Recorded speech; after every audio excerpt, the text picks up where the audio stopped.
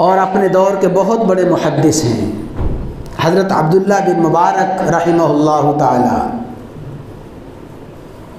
محدث تھے، احادیث کی تعلیم دیا کرتے تھے، ہزاروں احادیث کے خود حافظ تھے، اور ان کے دور میں ہی سفیان ثوری رحمہ اللہ تعالی بہت بڑے محدث گزرے ہیں۔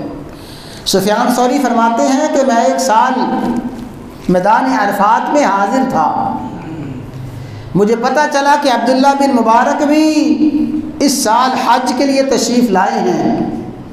میں تلاش کرتا کرتا عبداللہ بن مبارک رحمہ اللہ تعالیٰ کی خدمت میں پہنچا، میں نے دیکھا گھٹنوں کے بل بیٹھے ہوئے ہیں، اللہ کی بارگاہ میں آہوزاریاں کر رہے ہیں، مناجات کر رہے ہیں، رونا دھونا ہے۔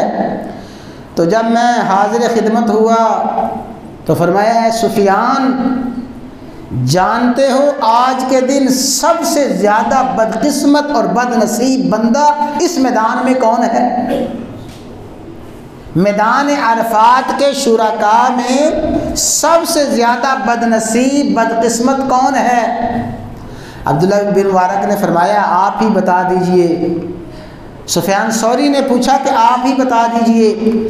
عبداللہ بن مبارک فرمانے لگے کہ اس میدان میں سب سے بد نصیب شخص وہ ہے جو اس میدان میں بھی پہنچ کے یہ خیال کرے پتہ نہیں اللہ نے مجھے بخشا ہے کہ نہیں بخشا، پتہ نہیں میری بخشش ہوئی ہے کہ نہیں ہوئی، پتہ نہیں مجھے معافی ملی ہے کہ نہیں ملی۔